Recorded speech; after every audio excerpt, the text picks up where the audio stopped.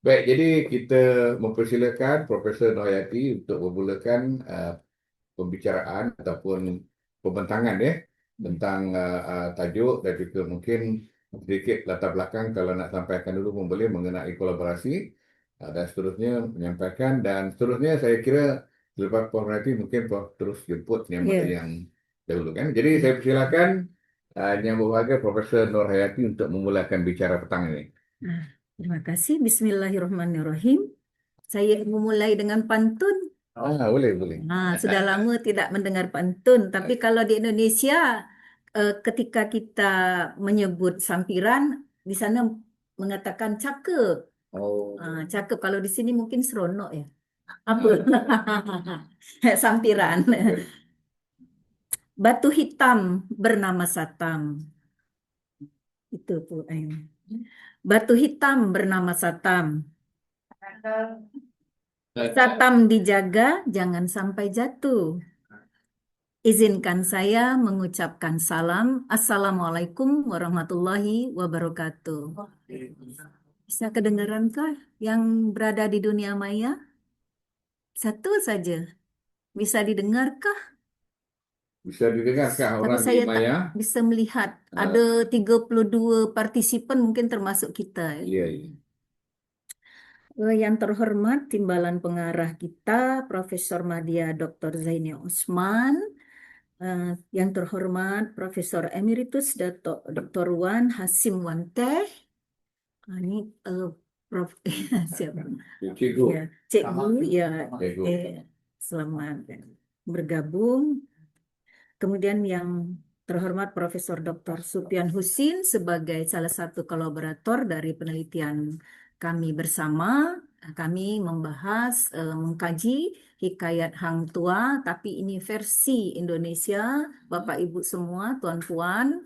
Mengapa kami mengangkat Hikayat Hang Tua? Tentu saja karena Hikayat Hang Tua ini merupakan warisan bersama, walaupun setiap versi memiliki karakteristik sendiri karena tentu saja setiap teks itu tidak terpisahkan dari ideologi. Pasti teks tidak akan kosong dari ideologi. Nah, tadi Prof. Supian sudah memperkenalkan kami satu persatu. Mungkin saya tidak perlu lagi Iya, memperkenalkan. baik. Di antara kami ini ada yang tidak bisa datang, yakni Profesor Madya, Dr. Zahra Alwi, MPD, dan salah satu anggota tim peneliti yang sekarang lagi mengikuti studi program doktoral, yakni Hani Atus Soliha, MPD. Alhamdulillah kami dapat berada di sini. Pada kesempatan emas ini kami akan mengemukakan apa yang telah kita lakukan bersama. Nah, yang pertama kami perlu menggagas apa ya di sini ya, mengemukakan tentang latar belakang mengapa ini perlu dilakukan. Pak Wahyudi, tolong kedua. Saya saja kah? Oh ya. Ini mungkin Hang Tuah ini begitu ya. Dia punya keris ya, Taming Sari sama Sari. keris yang panjang diberikan oleh Raja Malaka. Nah, mungkin itu kerisnya, tapi saya tidak tahu ini apakah sesuai dengan gambarnya ini dari AI ya, Pak. Apa dari gambar mana? Saya kenal Kenal. di Perak. Oh, di Perak. Ya, Alhamdulillah. Em, tentu saja sastra Melayu klasik ini terancam pudar. Nah, yang saya ketahui kalau di Brunei Darussalam, Hikayat Hang Tuah ini merupakan bacaan wajib di Oh, sekolah. iya. Karena kami pernah juga melakukan riset kolaborasi dengan pihak Brunei Darussalam University. Jadi di sana memang Hang Tuah ini merupakan bacaan wajib dan tidak boleh diganti bertahun-tahun. Ah, jadi Untuk rajanya SMA SMA. sampai yang atas sekali lah. Saya tidak tahu tapi SMA saja. mungkin ini senior high school, senior high school, ya. Dan tidak boleh diganti dengan cerita yang lain.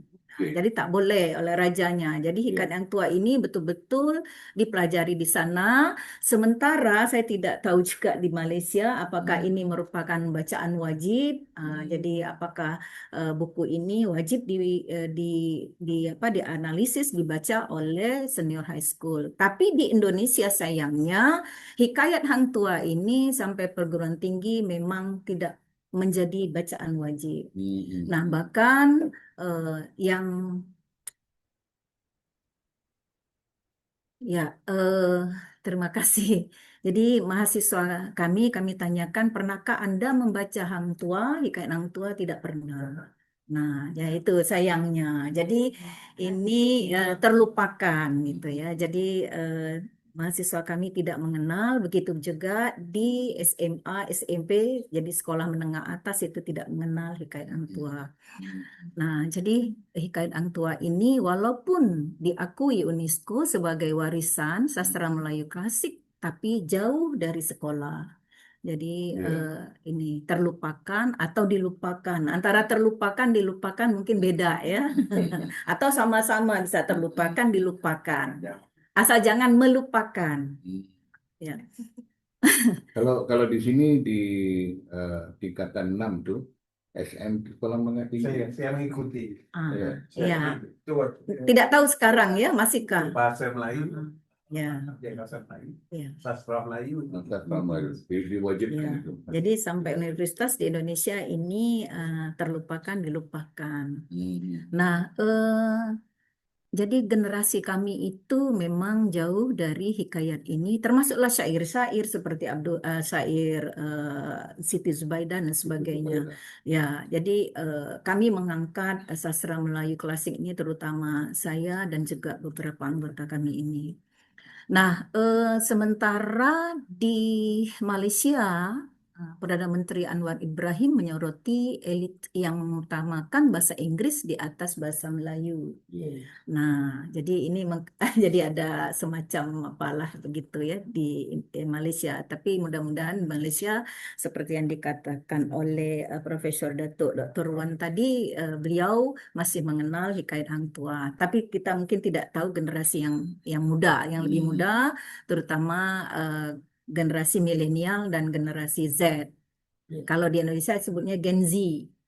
Ya, generasi Z.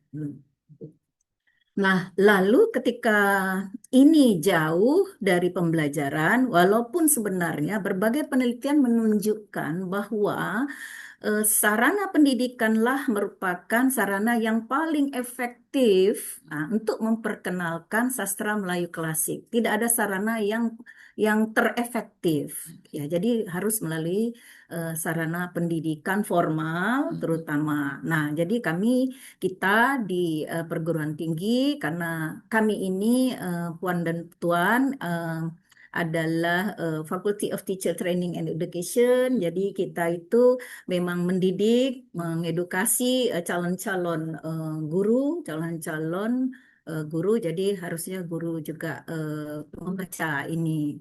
Nah, ketika itu kita jadikan sebagai subjek di course tertentu. Jadi kami punya major sastra Melayu untuk kalau di sini master ya, magister di sana menyebutnya. Kemudian ada sastra lisan di undergraduate education di kami di fakulti kami. Jadi kami memasukkan hikayat Hang Tuah ini. Nah, oleh sebab itu kita memerlukan media pembelajaran inovatif karena mau tidak mau di sini kalau kami menyebutnya sebuah keniscayaan. Jadi media digital itu sangat penting di dalam proses pembelajaran yang memasukkan sastra Melayu klasik ini. Nah, supaya generasi muda, terutama generasi Z tadi, dan sebentar lagi kami akan menghadapi generasi Alpha, nah itu menyenangi ini, karena kita tidak bisa menyodorkan lagi hikayat Hang Tua dalam bentuk asli, jadi kita harus melakukan inovasi di dalam media pembelajaran agar menyenangkan. Jadi mau tidak mau kita yang harus berubah. Setuju ya?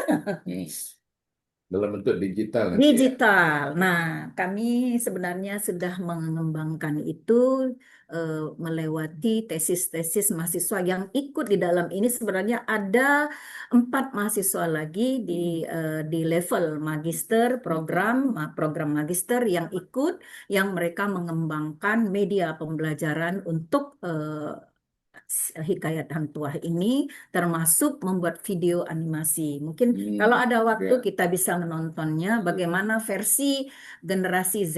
Ya. Ah, terima kasih. Kemudian Pak,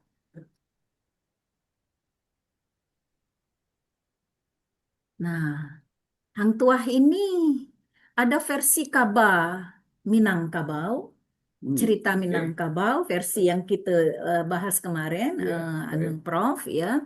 Nah, ini yang lebih ini karena dari Sumatera Barat, berdua Ibu Reva itu lebih mengenal Kaba Laksamana Hang Tuah ini.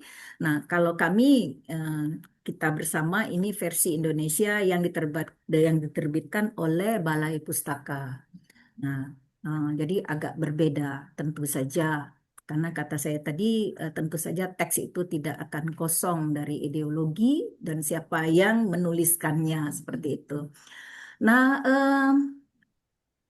versi Indonesia ini berawal dari asal-usul Bukit Seguntang. Bu Ernalida, ya jadi ini rumahnya pas depan Bukit Seguntang. Nah, kalau Palembang. iya di Palembang, rumahnya menghadap Bukit Seguntang. Ya, jadi di situ ada beberapa memang makam, dan ketika orang Malaysia, beberapa pensyarah dulu itu kalau datang ke universitas kami minta diantarkan ke Bukit Seguntang untuk melihat katanya asal usul. Memang dari Sang Purba. Sang Purba. Ya, Sang Purba punya anak 4 orang, salah satunya menjadi Raja Malaka. Nah, mulainya di Bintan, tapi kemudian pindah ke Melaka. Jadi namalah Kerajaan Malaka. Dan kemudian anaknya menikah dengan Raden Mas Ayu, anak Kerajaan Majapahit. Iya. Nah, yang terkenal Patih Gajah Mada Itu itu. kan. Nah, itu. Jadi ini jadi sangat dekat dengan Palembang. Kemudian ada keterkaitan genealogis seperti jembatan Ampera menyatukan. Jadi kalau di Palembang, Tuan Puan ini kalau lihat Sungai Musi ada seberang hulu, seberang ilir. Iya. Nah, kami berada di seberang ilir, tapi sebenarnya seberang hulu itu dulunya awalnya di situ karena dekat sungai, karena kehidupan itu kan dimulai dengan sumber air, mendekati betul. sumber air. Nah, sementara ini Jadi jembatan Ampera ini Nah. di Palembang lah. di Palembang. Oke. Nah, yang tadi itu depannya itu jembatan Ampera ini. Iya. Kalau pernah ke San Francisco itu mirip-mirip lah ya. Mirip lah. Francisco yang ini. Mungkin kita harus lihat itu yang mana duluan ya. Itu jembatan rampasan perang. Jadi Jepang yang mendanainya itu. Ya, sangat ikonik bagi orang Palembang, itu menjadi sebuah kebanggaan ketika melintasi jembatan itu. Nah, jadi ada 5 nilai universal yang dapat kita gali dari hikayat ini, yakni kesetiaan yang luar biasa. Menurut saya mungkin tidak ada lagi orang yang setia seperti itu bahkan terhadap raja. Dibuang 2 kali, mau dibunuh, tapi kok tetap kembali. Kan tidak ada rasanya ya, manusia normal itu tidak ada. Dibuang oleh raja. Nah, jadi walaupun raja ya sebenarnya, dia Laksamana akhirnya kan dari Bentara, Hulu Balang, dan akhirnya Laksamana. Ini kesetiaan mati nih, 100%, kalau ada 1000% seperti itu. Jadi keberanian tentu saja, kehormatan tentu saja, dan musyawarah, kebijaksanaan, nilai-nilai ini sangat relevan, masih kita anggap melalui lintas generasi dan lintas bangsa. Walaupun tadi kesetiaan menurut saya itu hampir tidak ada lagi, karena dibuang beberapa kali, mau dibunuh oleh raja, bahkan masih pulang lagi begitu.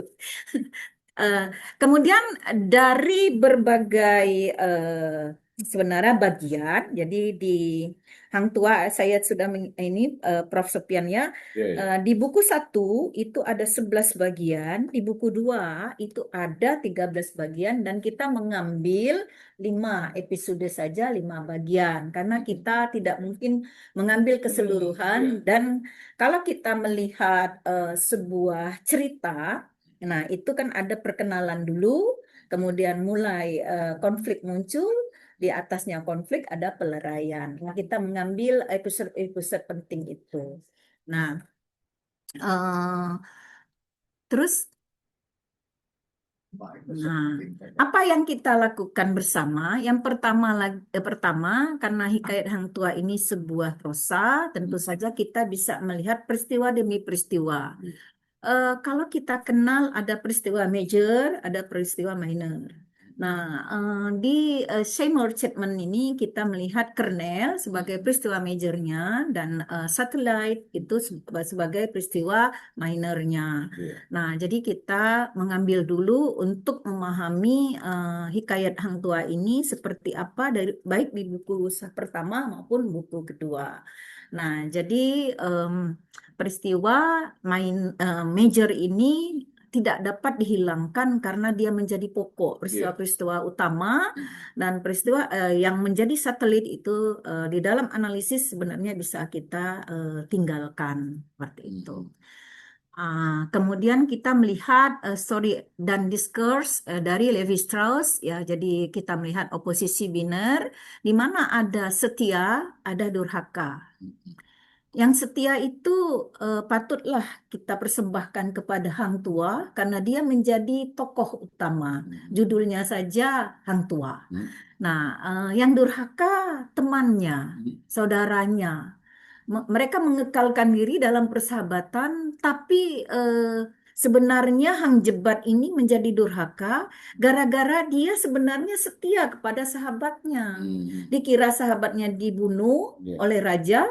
Dia mendurhaka terhadap kerajaan, dia menguasai kerajaan, tapi oleh Hang Tua dibunuh bertikaman. Nah, itu berani dan takut versus takut, keunggulan lahir versus keunggulan batin.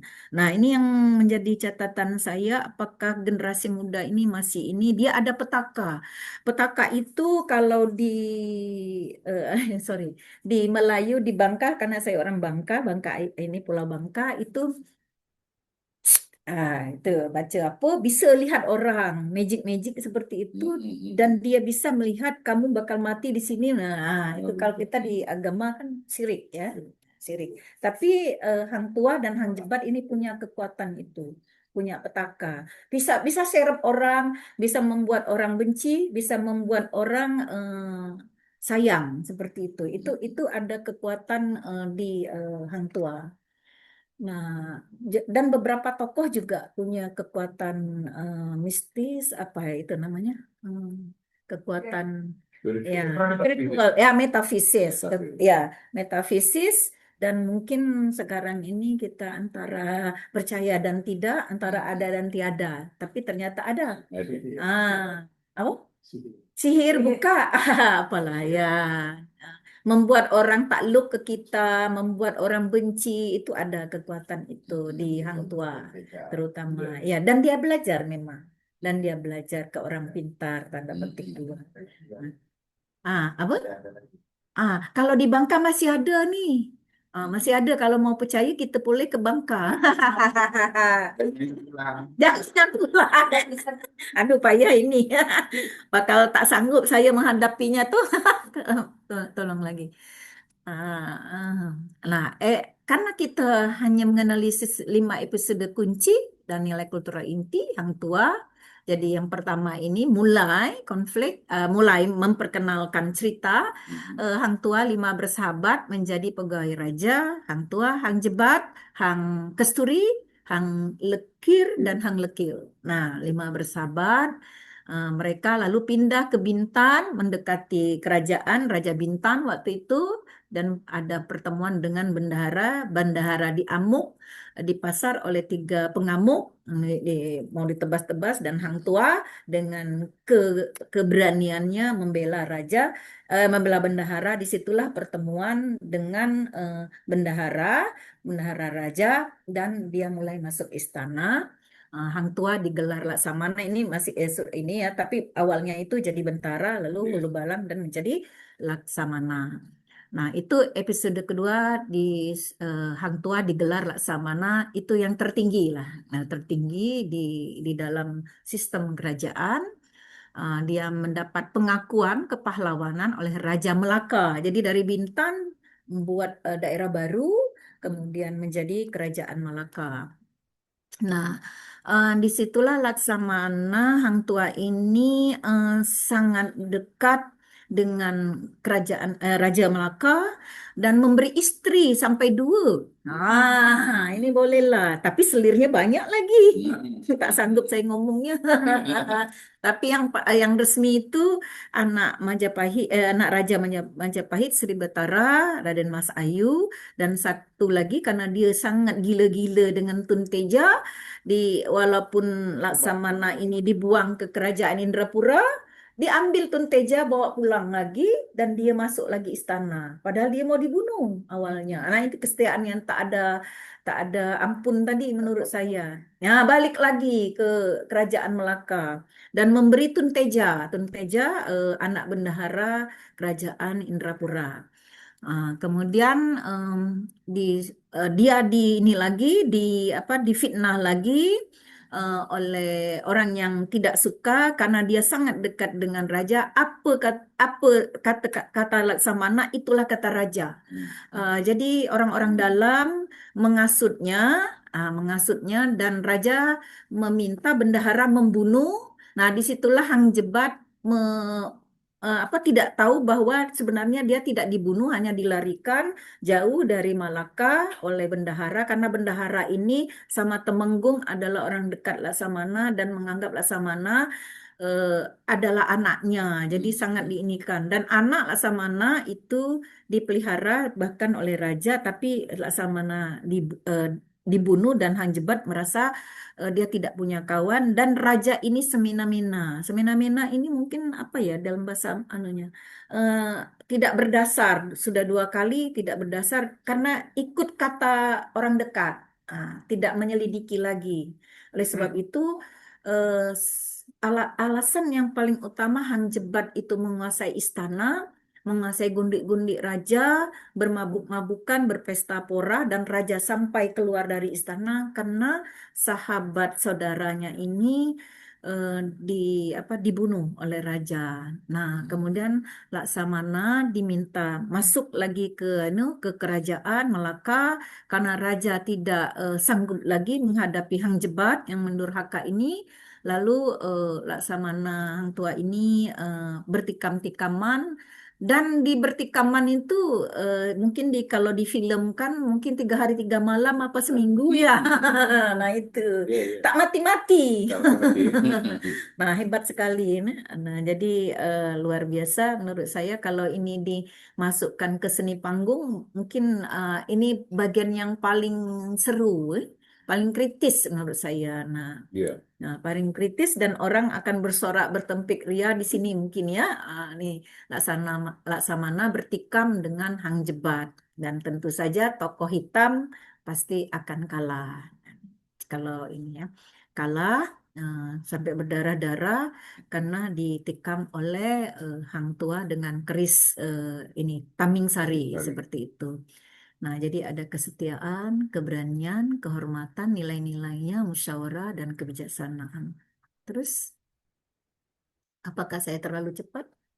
Oke. Nah, karena tadi saya utarakan bahwa salah satu cara yang paling efektif untuk menginternalisasi nilai-nilai yang sangat padat ini, kemudian jangan sampai generasi muda tercerabut terhadap sastra Melayu klasik. Jadi lewat pembelajaran, oleh sebab itu kami membuat ya ada 2 buku. Yang pertama di samping media-media pembelajaran, tapi tentu saja ini karena tahun pertama kita belum finalkan, ini belum dibaca, diselidiki secara sesama. Ada modul ajar bahasa dan sastra Melayu klasik dan ada bahasa Indonesia bagi penutur asing. Nah, kemudian tentu saja di Indonesia ada undang-undang yang berkaitan dengan objek kemajuan kebudayaan. Jadi ada beberapa objek, salah satunya adalah tradisi lisan masuk di sini, kemudian manuskrip. Nah, ini ya, tapi itu boleh eh, kurang disukai ya, Prof ya. Nanti kita apakah buku ini eh, karena ini memang baru draft prototipe pertama ya, karena ini pengembangan, jadi ini boleh dikatakan jauh sekali dari sempurna.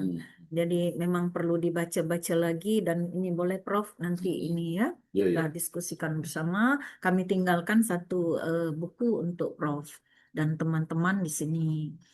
Em, di Indonesia tentu saja bahasa Melayu ini untuk kan ini awalnya bahasa Melayu ini kan di daerah Pekanbaru, Riau.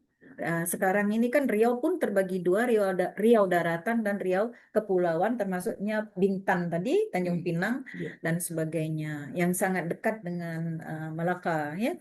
Nah, tapi secara global bahasa Melayu ini tidak sangat dikenal oleh generasi muda, kecuali kalau saya memang saya dari daerah Mentok. Mentok itu mirip Malaysia bahasanya. Mak kemana, Pak Cik, Mak Long, itu masih iya. Nah, tapi sekarang saya ini sudah agak kurang adab katanya, karena intonasi saya sudah tinggi. Apa kemana? Apa? Karena Palembang saya sudah lama tinggal di Palembang. Nah, kalau di Melayu itu harus rendah. Ya.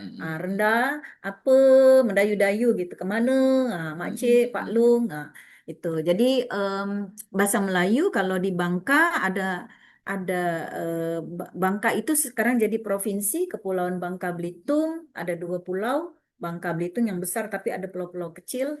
Nah, itu biasa bahasa Melayu dikenal, tapi di Palembang tentu saja kalau Minang kan bahasa Melayu Minang ya, nanti ini di apa Laksamana Hang Tuanya dalam bahasa Minang. Nah, Jadi Bangka sama Bengkulu tak sama tak ya? sama, Oke. tak beda beda provinsi. Ya. Sumatera sangat luas, mungkin hampir 3 kali Pulau Jawa. Ya, 3 kali Pulau Jawa. Sumatera sangat luas.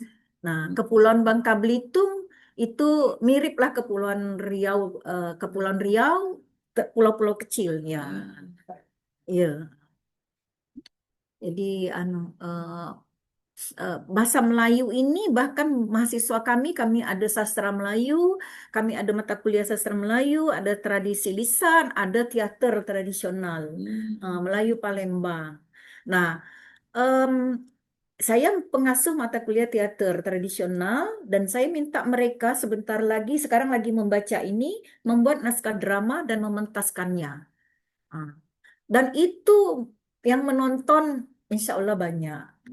Banyak. Insya Allah banyak. Nah, itu mereka sekarang lagi membaca, walaupun mereka mungkin sangat sakit membacanya, karena bahasanya mereka tak paham sebenarnya. Ya.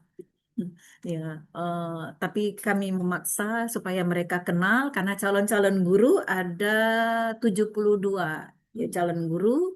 Nah, yang satu Bujang Ranggonang, cerita Bujang Ranggonang, ada 2 kelas paralel, satu Bujang Ranggonang, satu lagi Hikayat Hang Tua. Nah, tentu saja ini buku yang sangat tipis ini cikal bakal untuk belajar bahasa Indonesia bagi penutur asing, mungkin ini di Malaysia kita bisa untuk bahasa Melayu. Ini ada berbagai media ajar yang sekarang dikembangkan oleh mahasiswa tingkat magister tadi. Ada 4 orang, 2 orang video animasi kita sudah ini selesai. Kemudian ada elektronik modul menulis cerpen berbasis hikayat Hang Tuah. Itu untuk di sekolah menengah atas senior high school. Nah, kemudian bagaimana dengan Malaysia? Nah, ini karena di Malaysia juga bahasa Melayu ini bisa jadi kalau di Indonesia itu bahasa Inggris sebagai bahasa asing itu menjadi naga besar Oh. bagi bahasa Indonesia, bahasa nasional. Bahasa Indonesia itu jadi naga bagi bahasa-bahasa daerah. Banyak bahasa daerah di Indonesia terdiri atas berapa ratus bahasa, 10 bahasa itu mati perlahan-lahan karena ada naga. Naganya itu bahasa Indonesia. Oh. Ah, jadi naga besarnya itu bahasa asing, terutama bahasa Inggris, yang tentu saja dielu-elukan oleh generasi muda dan mungkin kita ini ya, ya karena di tentu saja baca eh, walaupun kami program studi bahasa Indonesia, tentu saja buku-buku kita masih banyak dari ya yang primer itu kan dari bahasa asing, terutama bahasa Inggris. Mau tidak mau. Nah, ini PM Anwar Ibrahim ini soroti elit yang tadi mengutamakan bahasa Inggris, dual language program di sini kan sebagai respon kebijakan ada, alhamdulillah tak ini ada tantangan utama pelemahan bahasa Melayu di kalangan generasi muda, dominasi budaya luar menggerus identitas bangsa. Nah, mungkin ini bisa kita diskusikan bersama. Kemudian adanya kontribusi UGM karena di sini ada Tamadun Melayu melalui Prof. Sopian, ya Supian kita bisa melanjutkan kerjasama kita, terutama bagaimana kita mendekatkan berbagai hang tuah ini karena beberapa versi. Sayangnya memang kami tanya adakah versi Malaysia mungkin agak berbeda. Kemudian untuk yang versi Kaba dari Minangkabau mungkin Pak Wahyudi ya, Dr. Wahyudi akan lebih banyak berbicara. Teruskan. Untuk Malaysia ni dia dual language program ni dua bahasa hanya segelintir kecil saja sekolah yang menggunakan. Oh ya. Bukan semua. Kalau ikut sekolah arus perdana masih menggunakan satu bahasa, manakala ada beberapa sekolah saja yang memilih untuk gunakan dua language program. Jadi bahasa Melayu masih kekal sebagai bahasa utama, Ya, ya. manakala yang segelintir kecil tu tak sampai 15 kan. Sebenarnya dia kalau dia dah masuk. Yang masuk. Sebenarnya asalnya tak banyak. Tak banyak. Sebenarnya berapa puluh saja. Kemudian tambah jadi 300. Ini ada bertambah lagi lah. Cuma karena ada tetangan itu jadi. Ya. Memang ada tetangan terhadap luar language program. Iya. Ya. Itu untuk makluman lah. Okey. Nah, di Indonesia memang sudah di ini Mahkamah Agung MA ya untuk yang program bilingual sekolah itu ya, tak boleh lagi kan? Di Indonesia. Di Indonesia. Okey. Karena menggerus bahasa Indonesia. Nah, ini yang dari mahasiswa kita mungkin ya ini Hang Tuah versi mahasiswa, Okey. versi mahasiswa kami dalam rangka tesisnya media untuk memperkenalkan ya Menghasilkan animasi. ya animasi video animasi ini mungkin suaranya bisa tak didengarkan? Tapi ini bahasa anak-anak. Oh, tak bisa. Filipin. Ya, Filipin. Ini 5 sekawan tuh. Itulah. 5 orang. Ya. Ini yang mengamuk, ada orang mengamuk, Hang Tua yang menghadapi karena bendahara diamuk di pasar kan. Nah, di sini cikal bakal dia bertemu dengan ini akhirnya masuk istana.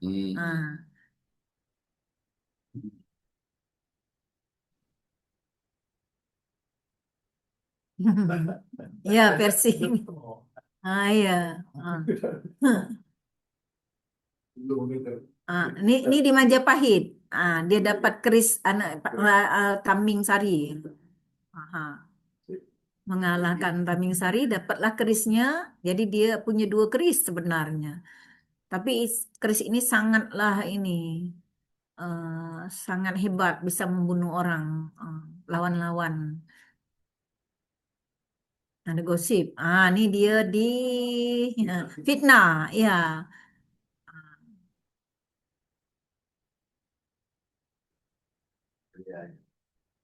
Dia dia ini. Di Ulu Melaka Ya, ya. tadi sebutkan. Cantik. Ini dibuat oleh pelajar. Ya, pelajar, mahasiswa, mahasiswa magister untuk anak SMA, untuk senior high school ya buat ini. 5, cuma 5. Ambil tapi ini ya cuma 5 episod tadi. 5 yang penting-penting tadi. Kan kalau perjalanan semuanya kan tadi ada 24. 13 dan 11 kan. Tak sanggup lah banyak. Tapi ambil yang Siaran pertama. televisi tak? Ada. Apa? Masuk dalam- Oh, belum. Tapi ini ada di YouTube dia.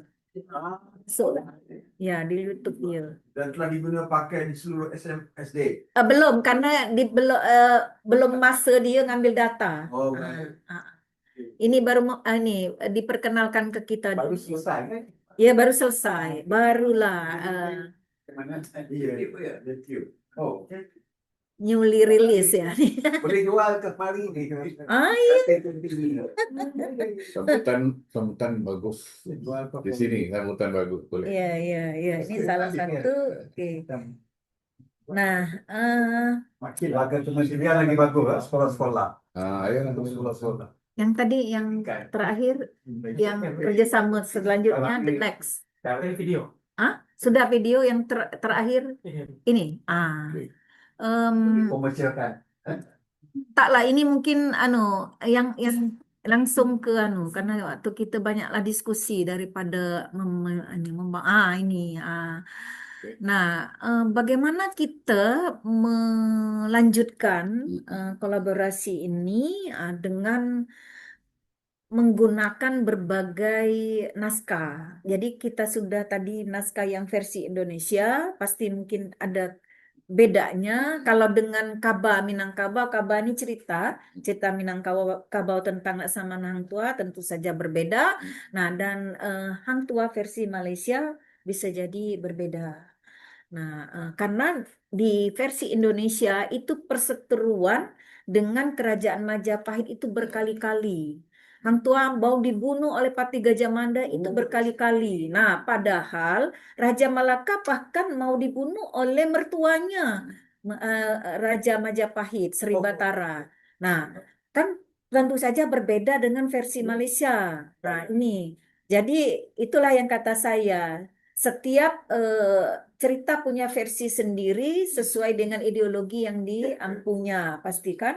Nah, yang ini pertentangan yang paling memuncak, bahkan dengan Sultan Trengganu juga, karena Hang Tuah melarikan Tunteja dari Indrapura, padahal dia tunangan dari Sultan Trengganu.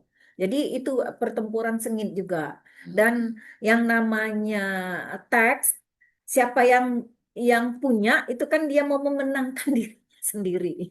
Gitu. Jadi Majapahit itu selalu buruk dan Majapahit memandang Malaka itu selalu buruk. Nah, itu. Nah, yang mau dimenangkan yang mana ya? Tentu saja yang punya teks, yang punya cerita kan. Pati Karmawijaya. Ya, Pati Karmawijaya itu orang Majapahit yang padahal makan minumnya di Melaka. Iya, dia Melaka. Nah, orang Majapahit itu hanya satu yang bagus, yang Raden Mas Ayu, istrinya Raja Malaka, istri pertama. Nah, dan Adipati Adiguna. Cuma 2 itulah, yang lain jelek semua. Nah, itu. Jadi begitulah kira-kira. Nah, nanti Bapak bisa ini tentang Kaba Minangkabau, bagaimana ini bisa ke sini, silakan. Ini Pak Wahyudi. Oh, di mana? Di sini. Oh, bisa. Ya, silakan. Bisa. Terima kasih Prof. Assalamualaikum warahmatullahi wabarakatuh. Waalaikumsalam. Baik, saya akan coba eh, menjelaskan atau menceritakan versi Kabau Minangkabau Laksamana Hang Tuani. Jadi di Minangkabau itu dalam aksara naskah aslinya atau kabah aslinya itu kami masih menggunakan aksara Jawi. Jadi masih mempertahankan aksara Jawi. Kemudian sesuai dengan perkembangan zaman dengan kebutuhan, beberapa penerbit yang ada di Sumatera Barat itu mengalih bahasakan ke bahasa Latin, tapi Oh. tetap menggunakan dialek bahasa Minangkabau, bukan bahasa Indonesia seperti itu. Karena Oke. kami masih percaya bahwa setiap bahasa yang ada pada budaya masing-masing itu mesti memiliki nilai. Yes. Seperti Prof. Nur katakan tadi, di Bangka dan di Palembang itu bahasanya sudah berbeda gitu kan. Walaupun maksudnya sama, tapi penekanannya berbeda, maka artinya juga akan berbeda. Termasuk belum saya kan dulu Hang Tuah yang ke Minangkabau ini termasuk sana. Tuah itu tetap Tuah Melaka, cuma bahasanya di sana Ya, Minangkabau. betul. Kan saya takut nanti ada Hang Tuah, satu Hang Tuah lain pula di Minangkabau. Hang Tuah. Oh, di sini. kan? Di Oh, sini. oke. Ya. Oh, baik. Tak nampak wajahnya. Ada video. Lain. Tak keluar. Oh, tak kuat. Okey, okey. Akhirnya tetap Kalau di lagi. Melaka yang dari Sungai Buyung ke dari mana? Ya, Sungai Duyung Oh. awalnya. Kayak itu dalam tulisan. Jangan juga sama. Apakah sama? Ya, Oh. Minang mah ya bahasa Minang. dibaca Minang kan. Ya, Bro. Jadi, Cakap Minang mah di situ. dia jadi di dalam kabar Laksamana Hang Tuah dalam berbahasa Minang itu dia masih merujuk pada Kerajaan Melaka. Dan Hang Tuah ini secara historis tidak disebutkan dia apakah dia berasal dari Melayu ataupun berasal dari Minang, tetapi yang dikuatkan dalam kabar Laksamana Hang Tuah itu adalah budaya merantaunya. Jadi yang terkuatnya budaya merantau karena itu yang memang melekat pada budaya di Minangkabau. Orang Minang itu ketika mereka sudah dewasa mereka pergi merantau. Jadi sama seperti cerita yang ada di Hikayat Hang Tuah yang ada versi Balai Pustaka, ketika mereka berlima itu sudah mulai dewasa, mereka pergi merantau ke Melayu, Ya. ke Melaka khususnya, Naik perahu. naik perahu. Ya. Kemudian kenapa dia bisa dikenal oleh Kerajaan Malaka? Karena mereka berhasil mengalahkan bajak laut. Bajak laut yang sangat susah sekali, eh, kekal dia tidak bisa dilawan oleh kerajaan-kerajaan Melayu pada saat itu, termasuk adalah Melaka. Dan ketika mereka bisa mengalahkan bajak laut asal Cina itu, mereka terkenal sampai di Melaka. Akhirnya karena yang waktu itu menjadi kapten adalah Hang Tuah, jadi dialah yang diangkat menjadi Laksamana di Kerajaan Melaka. Langsung Laksamana. Langsung jadi Laksamana karena keberaniannya itu. Selain itu, ketika waktu proses dia menjadi Laksamana itu, dia juga berhasil mengusir Portugis. Ada Portugis. Ada Portugisnya di situ. Di cerita versi Indonesianya tak ada Portugis. Oh. Tak ada. Lain pun ada. Minangkabau ada besi Portugis. Masih Yang besi Utara Majapahit itu tidak ada. Tidak ada. Tidak ada. Itulah kata saya beda. Bisa lah. Dan di dalam kabar Laksamana Hang Tuah versi Minangkabau ini pun ada Inggris. Oh, ada. Jadi kalau kita runtut histori Malaka atau Malaysia, Portugis dan Belanda, Portugis ada, Belanda dan Inggris mungkin agak memiliki kemiripan seperti itu, Prof. Gitu. hari putih. Ya, jadi secara historis dia sama semua, ada pengkhianatan juga di situ. Dia difitnah, kemudian menahan Jebat itu mempertahankan antara kepercayaannya kepada sahabat, kemudian dia melawan kepada kerajaan, kemudian dia kembali belajar ilmu agama, belajar adat, kembali ke tanah Sumatera. Ada di situ, Bro, ada. Bisa ada kaitan senjata ada. Oh, tak ada, mungkin versinya berbeda gitu, Bro. Jadi seperti yang Prof. Nur sampaikan tadi, karena sifatnya adalah jatuhnya ke sastra, berarti variasi setiap penceritaan itu pasti akan berbeda-beda. Ya. Tapi khusus di Datuk Raja Indah Samsudin ini, yang penulisnya itu yang bahasakan sampai saat ini dalam bentuknya digital, Bro. Jadi sudah dibentuk e-book dalam berbahasa Minang, tapi tidak bahasa Jawi lagi. Ceritanya hampir sama, sehingga sampai dia dinikahkan dengan anak Raja Melaka, dan kembali ke Melaka seperti itu. Jadi uh, kami memiliki pandangan di situ bahwasanya tiga tiga versi, yang dari Balai Pustaka, yang satu dua, kemudian yang ada di Kabau Minangkabau itu berbeda ya Prof ya, itu berbeda. Tetapi kami belum belum melihat yang versi Melayu apakah ada kemiripan atau kesamaan dari cerita. Tetapi yang kami pahami bahwasanya adalah ada nilai-nilai utama yang mungkin bisa diambil oleh siswa pembelajar agar setidaknya dari bahasa, karena kita di bidang bahasa, dalam berbahasa bagaimana bahasa disampaikan oleh anak orang yang pintar, dia berteman, kemudian bagaimana dia kepada orang tua sesuai dengan di dalam falsafah adat Minang itu kan, alam tekambang jadi guru, adat bersandi sarak, sarak bersandi kitabullah, di dalam Kabah Minangkabau itu tergambar dari bahasa para tokoh di situ gitu, Bro. Jadi itu rencana Prof Nur. Untuk tahun kedua kita itu ya Prof. Boleh. Kalau diizinkan nanti ada, kita coba lihat setidaknya bentuk perbandingan kebahasaan dari, kalau isi berarti kita sudah hampir-hampir mirip gitu Bro. Tetapi dari isi kebahasaan mungkin jadi bahan pertimbangan. Jadi dalam Kabau Minangkabau tadi, Hang Tuah itu wujud selari sama Portugis, masih ada itu kalau dalam versi Minangkabau. Ada dia masuk ketika Portugis menyerang Melaka. Yang Masih ada, Ah, dia ah. masih ada. Masih ada. Oh, masih ada. Ya, Cuma tapi saya tanya dia satu, yang mengalahkan Portugis. tahu ada tak di mana asal usulnya? Asal-usul Tan Malaka, oh Tan Malaka, asal-usul Hang Tuah. Itu sendiri. Hang Tuah. Ataupun ayahnya dari mana? Ada nggak? Kalau di versi Indonesia kan ada Ada. Sungai Doyong tadi. Duyung sama. Kalau di bukan Sungai Duyung di belakang. Duyung Sikit, Pulau Sikit. Pulau Sikit. Pulau Ah, Sikit. Masa mana ya? Bintan lah, dekat Bintan. Bintan. Bintan, Ya. Bintan, Pulau Ya. Sangkeh. Profesor kita dah pernah pergi. Profesor Muhammad Haji Saleh. Ya, ya. Pernah pergi ke Pulau Sikit. Dengan Prof Haji Saleh itu. Saya Saya tahu. pernah pergi ke Sikit. Ya saya tahu Dia beliau. dapat peruntukan banyak untuk buat kajian kapal. Apa asal lagi? apa Bro? Asal apa? Oh, asal Hang Tuah dalam Kabah Minangkabau. Secara eksplisit dia tidak disebutkan dia berasal dari mana, tetapi dia dinyatakan sebagai Melayu di Sumatera, semacam itu aja. Ya betul lah. Sikit dan di Bintan. Ya, baru ke Melaka. Baru Melaka. Hmm. Dan dia boleh berbahasa Minangkabau kan?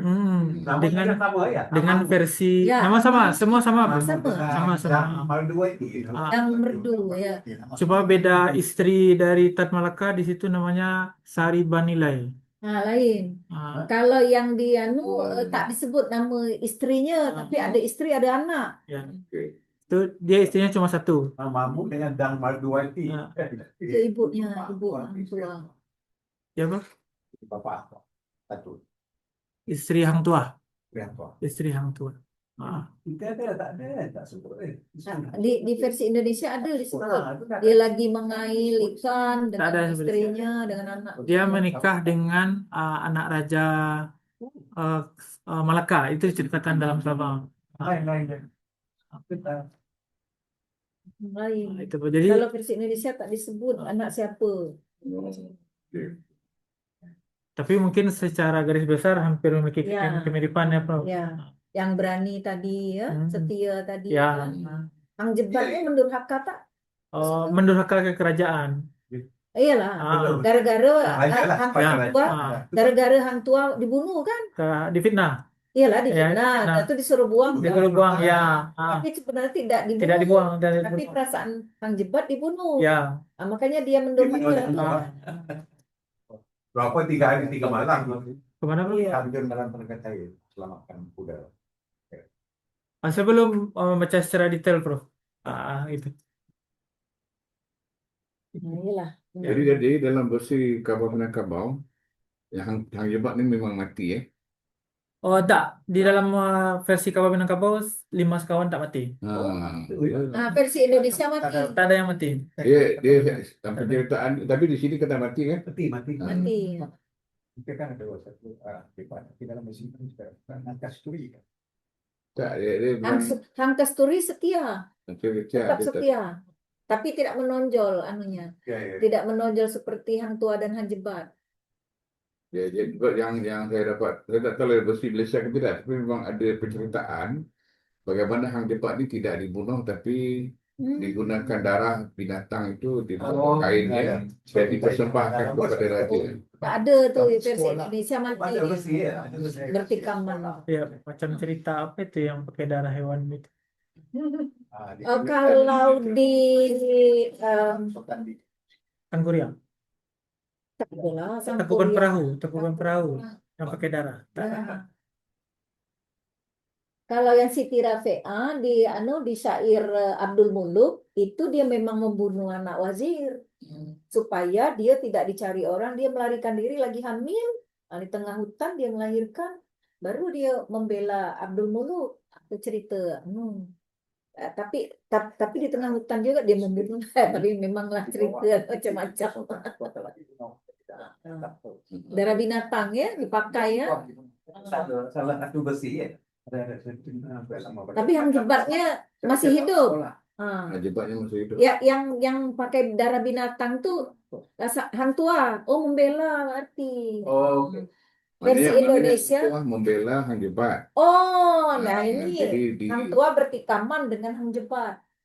tapi kononnya Hang Jebat itu telah dibunuh, dijadikan bukti darah pada kain bajunya itu diserahkan yang itu. Jadi itulah kalau kita kata sastra, maknanya memang Memang ada versi. folklore lah. Folklore ni mana pun bahasa Inggeris kan? Tambah-tambah. Ditambah-tambah. Ya. Ceritaan dia lah. Campur antara yang fakta dengan dongeng. Macam Salatin. Nah. Kisah sejarahnya. Dia bukan Di buku sini sejarah. di sekarang. Sejarah. Hang Tuah itu sudah didiskusi sebagai tokoh sejarah.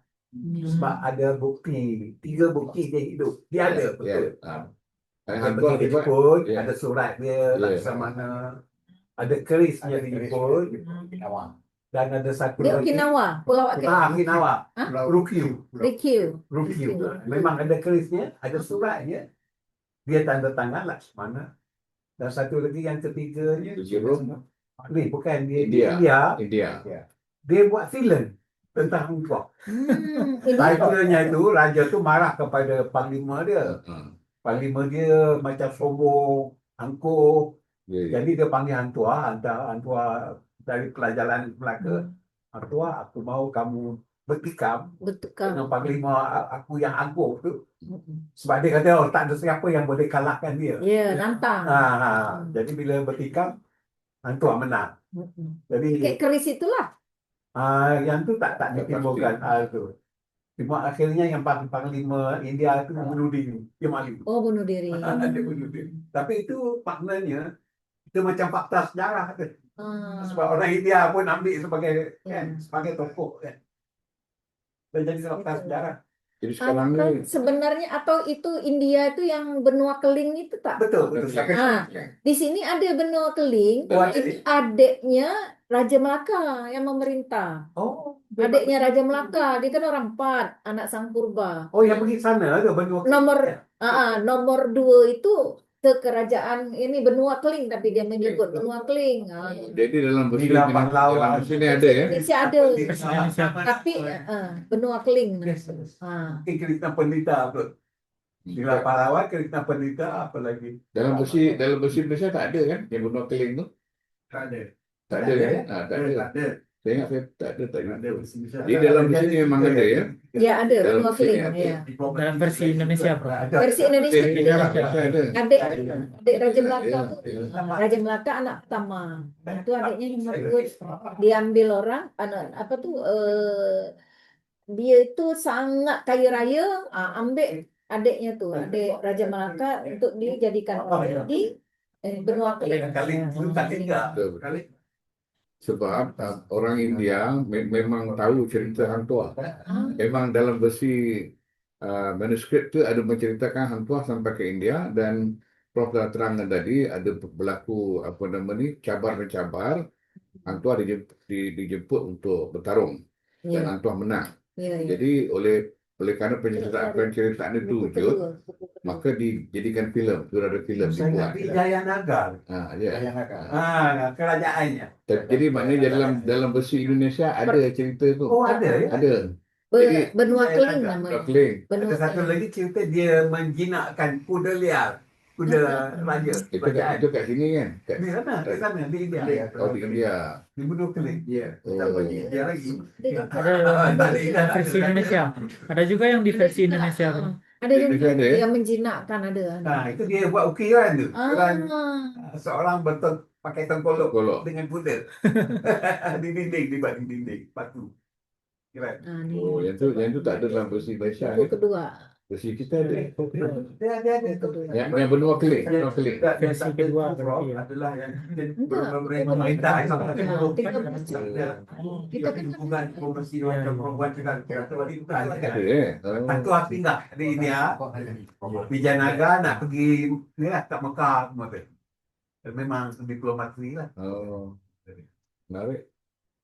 Ya, Prof. Jadi sejauh ini penceritaan dari Laksamana Hang Tuah dalam Kapal Minangkabau versinya dengan lokalitas kami di Minangkabau Okey. menekankan kebudayaan, adat, agama, dan merantau. Jadi versi full Kapal Minangkabaunya memang bercerita seperti itu. Tapi tetap urutan ceritanya sama dengan yang sebelumnya. Dia ke benua keling. Jadi memang ada Hang Tuah diutus ke benua keling untuk melihat adiknya. Nah, nanti rajanya rajanya datang. Wah, diutus ke benua keling. Iya, ada. Itu saja dari saya, Prof. Nanti kembalikan dari Yang jadi raja benua keling itu adik raja Melaka. Okey. Dia 4 bersaudara. Nah, asal usulnya tadi dari Palembang tadi. Ya. Oh ya. Dia adik yang keberapa yang pergi? Kedua, Yang kedua. Ya. yang jadi raja di benua keling. Menariknya nanti kita bandingkan nama-nama. Nama-nama. Orang Dengar ni panas eh. Kalau orang Chola India, kalau dengar ni panas. Malah dia celah di lapau tu. Baik, terus ada lagi. Terus Tak ada lah. Nah, habis. kita bolehlah diskusi ya. Jadi kita ini berapa menit sudah? Ada lagi waktu. 45 minit untuk berdiskusi. Ya. Baru jam Ada waktu. jam apa? Jam 5. lewat 4. Boleh. 10 minit lewat 4. Nah, tapi boleh saya katakan mahasiswa saya, kalau ini kan masih enak prosa ya. Ya. Ketika kami dulu syair, Siti Zubaidah, ada di Palembang itu syair yang berkaitan dengan perang Palembang. Itu mahasiswa sangat tidak bisa lagi bahasa Melayu nih, tak dapat lagi mereka, susah sekali mereka. Kalau ini masih bisa lah, yang hikayat Hang Tuah ini masih bisa lah, walaupun ini. Tapi dan saya juga dulu kan tidak ada tombol copy paste ya, dia harus menulis ya, harus menulis kan bahasanya memang cerita, bisa jadi ini sastra lisan, ditulis. Ya. Tapi untuk menggambarkan keadaan raja menjamu makan itu sama persis hampir seluruh ini cerita tuh. Jadi makan di tempat yang bertahta mutu manikam, kemudian sesudah itu minum-minum tapi Laksamana ini tidak mabuk, yang lain mabuk gitu. Itu sama diulang-ulang. Padahal tombol copy paste tidak ada. Menurut saya ini sangat hebat. Jadi kekonsistenan dalam menguraikan adegan demi adegan sedemikian hebatnya, konsisten sekali dan ajak. Nah, sampai diulang-ulang. Kalau kita sekarang kan ibarat copy paste ke sana. Nah, ini ditulis dan sama persis. Nah, kemudian kata cih sedikit ya. Jadi kalau marah cih, raja cih, Laksamana cih, Hang Jebat cih gitu. Ini apa sama persis. Cih mulai dari cih. Kalau sudah cih itu kalau karena saya orang panggung ya, kalau cih itu mungkin meludah kiri, meludah kanan gitu ya, meludah tengah gitu ya. Gimana lah. Jadi sepertinya kalau marah itu cih itu mulai ada kata cih berarti sudah itu tinggi marahnya. Cih sambil meludah kali ya. Tapi saya Hebat sekali menurut saya kekonsistenan dalam mengutarakan, menguraikan suatu peristiwa menjamu seperti itu sama sekali. Dan kalau berlayar itu pasti 7 hari 7 malam.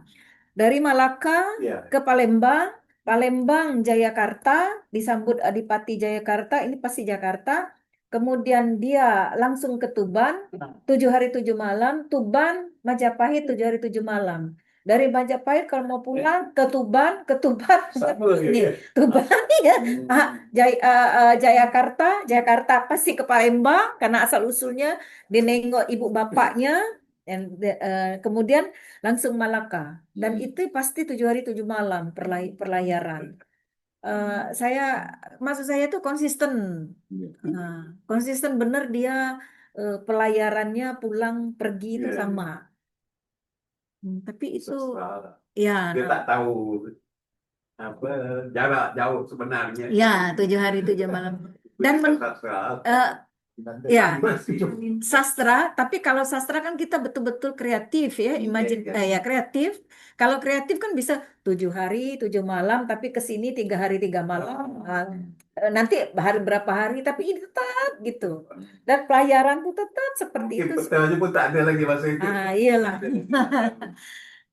Sangat konsisten. Dan tempat-tempat berlayar pun konsisten gitu. Tapi Itu tempatnya betul. ada, memang. Semua yang betul. Melaka, Palembang kan pasti ke Iya, situ iya. kan? Palembang ke Jakarta, Jawa kan? Jawa ke Tuban, itu memang ujung. Tuban. Tuban. Tuban tuh di Jawa Timur. Jawa Timur ke Majapahit di tengah kan? Ya, ya, Itu ya, ya. ke ini, tapi memang Tuban itu sampai sekarang memang daerah pantai pesisir. Jadi memang seperti itu. Tapi Palembang itu kan Palembang kan sungai, tapi sungai besar. Nah, yang ke arah, ingat enggak Bu Erna? Ke arah Sungsang itu kan baru Muara ya, Muara. Kalau Bangka memang ada samudra lepas, tapi di bagian utara sama selatan. Nah, kalau yang dekat Palembang itu Muara. Muara itu pertemuan antara laut dengan sungai. Tidak besar, tapi bisa dilewati kapal. Artinya kalau mau ke Palembang, itu dia harus naik ke ini, lewat sungai. Tapi saya ini juga, ya namanya cerita kan. Yang Tanggul itu juga lewat sungai dari sini. Itu ada rekayasa juga tuh. Ada relasi kuasa di situ. Dan tapi hati-hati, jangan terlalu percaya. Itu rekayasa orang Cina untuk mengokekan bahwa pulau itu milik mereka. Makanya pagoda ada di situ, Tepek Kong ada di situ. Padahal itu punya kerajaan Kim Rogan dan sudah inkrah di Mahkamah Agung bahwa itu milik, tapi sampai sekarang tetap dikuasai Cina. Hati-hati. Makanya itu dipelihara legenda Tan Bun An dan Siti Patimu. Dipelihara untuk itu tadi. Kata-kata halal apa ya? Mereka nggak mau keluar dari situ. Jadi sampai sekarang berseteru tuh. Kalau dalam kursi Malaysia, dia ada kan cerita tentang isi buntan. Dan dari situ punya ada otak demang lebat daun. Ada nggak dalam kursi? Tak ada. Tidak disebut sama sekali. Tidak ada. Empu Malini ya. Ada tak Empu Demang lebar daun tak ada. Tapi itu dalam versi sejarah Melayu. Kayak tua. Sejarah Melayu. Sejarah Melayu iya. Tapi di sejarah Melayu sampai yang layak dengan raja.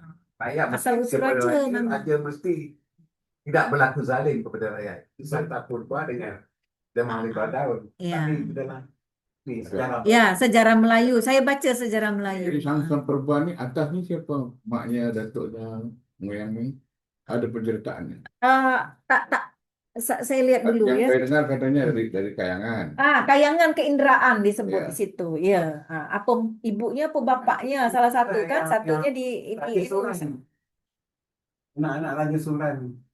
Baju Turan di Zulkarnain. itu dia kata karena itu, tapi Raja Suran ini di mana Prof? India. Di Itu yang India. Bukit Segutang, Pak. Bukit Segutang. Kalau Bukit Kalau Segutang di Palembang. Palembang. kita kata Raja Suran, orang kata Raja Chola. Orang Sang India. Purba Orang yang India. dari keinderaan. Langsung Sang Purba.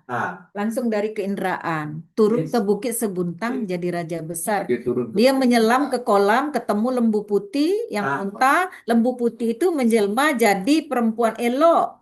Dan Sang Purba menikahi putri. Empuk warna lidi. Itulah. Ya, betul lah. Janda. Kalau dalam sejarah Melayu kita katakan itu very clear. Iya, betul. Sebab saya tanyakan itu nak dikaitkan konteks nation building. Ya, nation building. Bila ada wa'ada. So this is the most fundamental element of national building process dalam konteks alam Melayu lah. Iya, iya. Itu pasti dia pelajar dengan rakyat.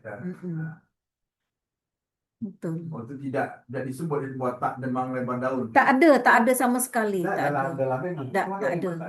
Tak ada. dalam sejarah lain. Saya punya buku sejarah Melayu itu nanti saya baca lagi bagaimana hubungan ini. Tapi tak ada di sini. Tak ada. Demang lebar daun tak ada.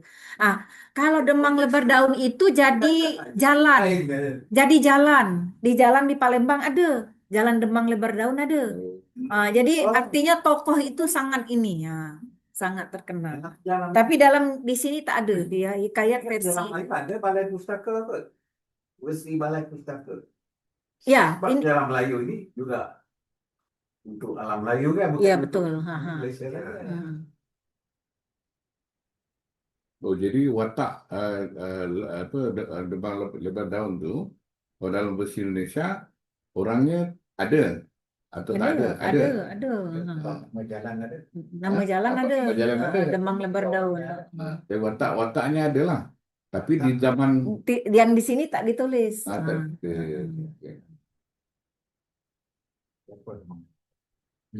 ada kaitan dengan tu. Tak ada di sini tak ada. Asal usul raja kerajaan. Ada sumber menyatakan Hang Tuah ni sampai ke Rom ke? Itu menarik. Dalam versi Indonesia Versi ada kan? Ke Rom tapi diutus ke benua Keling ada. Ke Roma. Ada tak di situ? Sebab dalam kajian Di halaman 100-an itu, yang buku kedua. Cari ya. kajian Profesor di UPM tu, Profesor Haidar. Tapi orang-orang salah faham juga. Rom tu bukan Rom. Roma Rom yang Itali. Rom itu adalah Uthmania. Dia panggil Rom Timur. Rom Timur. Rom Timur ni Turki. Itu sudah jatuh. Turki. 1432 dia jatuh lah. Dah diambil alih oleh orang Islam dah. 1453. Jadi Rom di situ Romawi kah? Romawi kah? Bukan, namanya belum ditukar kepada Utsmania. Masih menggunakan nama Rom, tapi Rom sudah jatuh. 1453, 29 Mei saya kuliah. Wah, lama sekali. Yang Rom Barat tu memang Kristian. Rom Timur ni Islam. Di bawah Khalifah Utsmania. Jadi namanya sekarang ni Turki lah. Jadi kalau Hang Tuah pergi sampai ke situ, memang ada munasabahnya. Sebab dalam perang kita dengan Portugis memang ada meriam daripada Turki yang digunakan di sini. Itu penceritaan itu. Setengah kata orang pun ada. Orang Turki pun ada. Tapi yang Turki datang banyaknya di Patani. Masa perang lawan ni itu memang banyak. Aceh pun betul. Ya, menarik lah ini. Nanti kalau ada versi kan. Saya tengah mendalami. Rise and fall of empire. Jadi Sultan Trengganu di sini mungkin yang itu ya, Trengganu Pola Trengganu ya. Trengganu di sini tak disebut, tapi dia dari kerajaan Trengganu. Nah, tak disebut karena dia tunangan Tunteja. itu aja. Nah, di sini tunangan Tunteja diambil oleh Prof.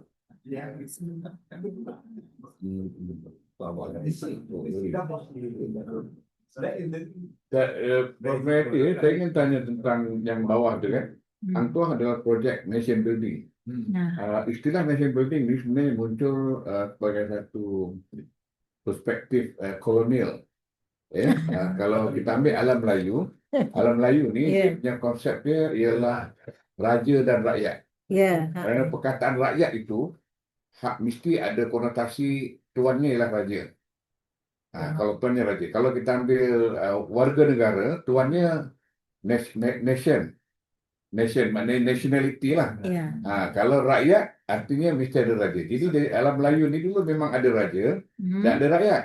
Daripada Sriwijaya, Majapahit, Melaka, Demak, semuanya ada rakyat, ada raja. Ya, jadi konsep nation building ni hanya berlaku selepas British dan juga Belanda membuat perjanjian 1824. Membuat garis sepadan, ini Indonesia, ini Malaysia. Ya. Maka dari itu timbul nation building. Ya, tetapi sebelum itu masih lagi rakyat sehinggalah tahun 1900 apabila pahaman komunis dan juga mungkin masalah feudal, orang-orang Indonesia membunuh raja-raja dan kerabat-kerabat raja di Sumatera kan, yang hampir Ya. Sumatera Timur, Sumatera Timur. termasuk yang penyair apa tuh dibunuh, penyair kita dibunuh Amir Hamzah. Nah, itu keturunan Jadi raja. bangsawan ini karena masalah feudal dan juga masalah raja dan juga pahaman komunis yang mengatur supaya raja-raja ini dibunuh. Akhirnya kerabat raja semua dibunuh. Ya. Jadi bila selesai hal itu maka timbul pula isu nation building kerana konsep raja dan rakyat sudah lupus di Indonesia. Itu jadi saya tak tahu sama ada perkataan Hang Tuah adalah projek nation building ni Ya, boleh dianu ya. boleh sesuai atau tidak. Kerana di zaman Hang Tuah ni memang Coba. dia sebagai ikon rakyat dan Ya, juga dengan raja. Ya. Tadi kan yang setia, Yang dia setia. raja. Ya. Jadi kalau dalam konteks Malaysia sekarang, kalau kita kata orang Tiongkok diberikan kerakyatan Ya, kepada pekerja-pekerja British yang datang bekerja di Malaysia dulu di tanah Melayu, diberi kerakyatan maknanya rakyat harus menerima raja sebagai raja perlembagaan. Tapi konsep ini sebenarnya Dan rakyat tunduk kepada raja. betul. Jadi cuma masalah di sinilah Berbeda nih, berbeda. Jadi Tak bisa. kalau dia tidak ada konsep rakyat, dia menganggap bahawa hanya orang Melayu saja yang perlu tunduk pada raja. Jadi orang Tiongkok tak perlu. Pasal dia bukan hanya ni masalah di Malaysia lah, tapi tak apalah. Saya nak Tapi bawa saya dengar itu. saya nak bawa Deteksi. konsep raja dengan rakyat. Jadi kalau bawa ke nation building ni dia Hang Tuah ni zaman bukan nation building tu, dia kesetiaan kepada raja dan Iya, negara. betul. Kesetiaan yang membabi buta. Tahu tak? Tidak juga. Tidak juga. Ya, sebab saya setuju dengan Prof. Sophia. Dalam kita membedah misalnya hikayat lama, harus menggunakan alat yang tidak boleh menggunakan alat misalnya nation building itu Westphalia. Ya. 1949 the Treaty of Westphalia, konsep yang dibangunkan oleh Barat. Sedangkan misalnya hikayat misalnya orang Bugis pun ada hikayat dia. Jadi harus dibedah dalam konteks kearifan lokal. Kearifan lokal, betul. Iya. Harus digunakan. Kalau kita menggunakan alat dari luar untuk Betul. membedah diri kita sendiri, ini kita akan terherot dari sudut pemahaman tamadun kita sendiri. Betul. Sebab kita sudah ada kita punya sistem, kita punya nilai-nilai sebelum datang kolonial. Tak ada nilai-nilai kita. Misalnya kita kata konsep kerajaan, kan? Orang Tiongkok pun ada dinasti dia, kan? Konsep raja dia tu. Orang India misalnya, dia sudah ada macam Salindra, itu sudah ada konsep itu, kan? Jadi yang Prof. sebut tadi subject. We are the subject of The ruler. rule of the ruler. Tapi saya fikir alat pembedah tu juga harus hati-hati dalam Betul. kita cuba nak memahami dan salah kan apa Kalau Indonesia ke ya, Malaysia betul. ke. Ya. Betul. Jadi Kalau- tak sama nih sudut pandang, Jadi beda. kalau dalam macam Cina, Maharaja Cina ni, dia hancur disebabkan pahaman komunis masuk. Ya.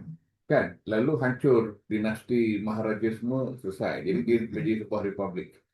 Ya, kalau di Indonesia ni apabila raja hilang, Hilang. maka dia menjadi republik. Republik. Jadi memang ada tapi kalau kita tengok di Eropah, raja di Belanda masih ada. Spanyol. Dia tak jadi republik. Ya. England masih ada. Spanyol ada. Scotland masih ada. Spanyol masih ada.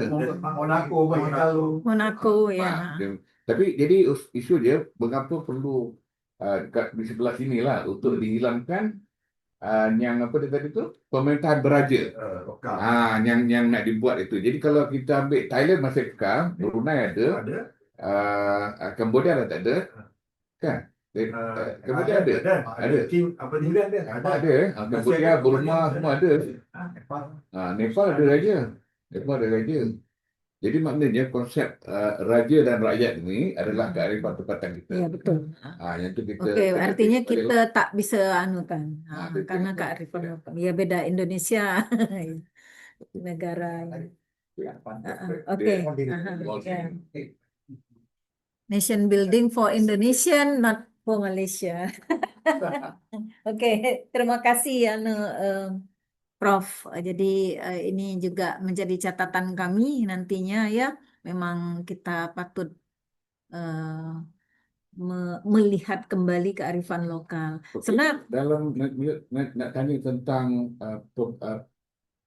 Sang Tuah ni bersama 5 bersaudara ni, dia belajar ilmu silat ke sedia bela diri ni dalam versi Indonesia ada. Dia belajar di mana? Beberapa kali muncul. Yang tadi ada sekali.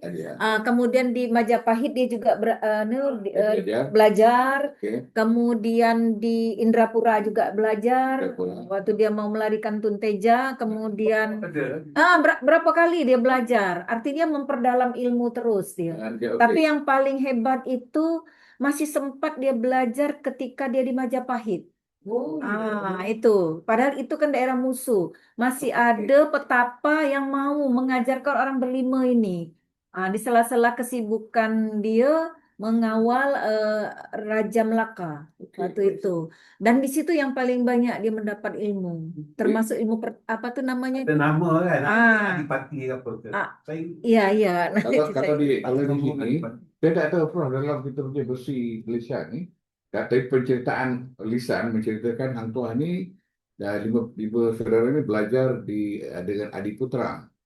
Adiputra ni nama lokal. Yes. Tapi namanya ialah Syekh Tanauddin Al-Kubra, adik kepada Syekh Jamaluddin Al-Kubra. Jadi Syekh Tanauddin Al-Kubra ni dia mengajar tasawuf, akidah dan juga ilmu persilatan. Dia duduk di Kelantan. Di Bukit Panau. Lain lagi. Di Bukit Panau. Itu penciptaannya. Kemudian apabila selesai mengajar ni, Syekh Tanauddin ataupun Adiputra turun ke Pulau Besar di Melaka juga mengajar di situ. Jadi Pulau Besar itu menjadi tempat satu pusat dakwah dan juga pusat belajar seni bela diri sebab dekat dengan Sumatera kan. Jadi kemudian Hang Tuah dikatakan belajar juga dengan Adiputra sebab pergi di Gunung Ledang. Tapi saya tak tahu sama ada versi ni. Gunung Ledang tu di mana tu? Di Johor. Johor ya. Tapi sebenarnya dikira Melaka lah. Itu yang pertama kok. Dulu yang awal sekali tu. Tak tahu.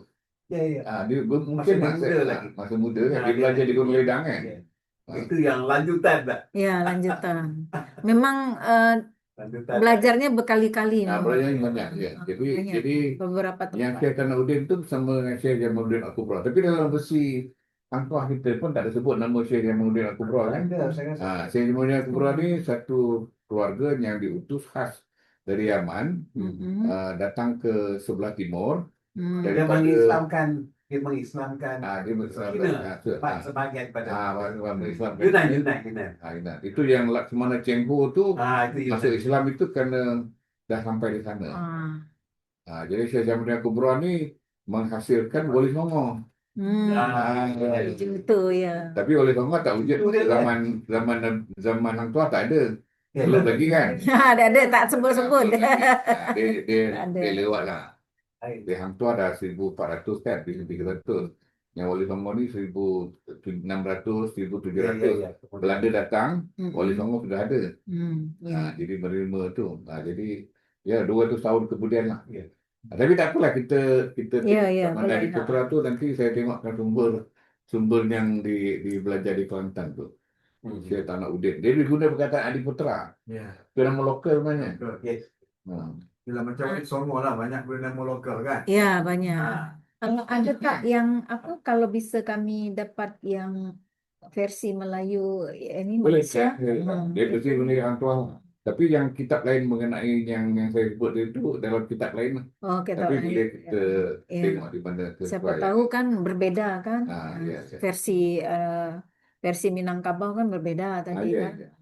Yang versi Minangkabau tu sama dengan yang Balai Pustaka atau tak? Beda. Beda. Berbeda. Yang Minangkabau ini terbitan pertama Pustaka Indonesia namanya. Pustaka Indonesia, habis itu ganti ke Pesta Multimedia. Dalam versi dua-dua tu ada tak sebut pakaian Hang Tuah warnanya warna apa? Pakaiannya memang ada satu seragam. Warna tu seragam. Selalu dia pakai baju yang warnanya itu hijau dengan kuning. Itu kalau ada sebut di mana-mana lah. Tak ada kan? Saya tak tahu. Yang saya faham, Hang Tuah tak pernah pakai seragam. Dia tidak selondong. Kalau seluar dia hijau, dia mesti lain baju. Beda-beda. Tak sama warna. Tak sama warna. Kalau Sultan putih, kalau Raja Muda kuning yang di belakangnya. Itu clear. Sebab apa, Prof? Ada dakwaan di Melaka, ada satuan silat-silat ni, silat Hang Tuah sama kan. Jadi dia ada pakai warna tu, ini warna Hang Tuah dia kata. Warna hijau. Tapi saya tak tahu. Tapi yang saya tahu, kuning dan hijau ni warna Kedah. Kedah warna hijau kuning kan? Sebab kita tengok dalam filem Hang Tuah tu memang tak ada pakai selondong. Okey. Dan ini penasihatnya Buyung Adil. Buyung Adil. Movie Shepherd tu. Dia tak betul-betul teliti lah. Teliti. Jadi yang ini termasuk. Jadi kita ucap banyak terima kasih kepada Profesor Nur Hayati dan juga pasukan peneliti kerana sudi untuk bersama dengan Institut Kajian Etnik meraihkan wacana di sini, dan insya-Allah mudah-mudahan perjumpaan ini bukan yang pertama kali kita akan ada siri-siri mengenai Hang Tuah ini dari masa ke semasa. Bila sampai waktunya kita akan maklumkan, kerana mungkin ada dapatan-dapatan lain yang belum dapat kita kongsi bersama di sini. Sebelum ditutup, karena saya buka dengan pantun, silakan. tapi sebelumnya nanti Bu Ernalida, Dr. Ernalida akan ada pesan dari teman sejarah. Ya, pantunnya pilih-pilih pisang Kedah, pisang diatur di atas nampan, cakepnya enggak ada. Saya ulang lagi. Pilih-pilih pisang Kedah, pisang diatur di atas nampan. Kalau ada yang salah, mohon dimaafkan. Wabillahi taufik wal hidayah. Wassalamualaikum warahmatullahi wabarakatuh.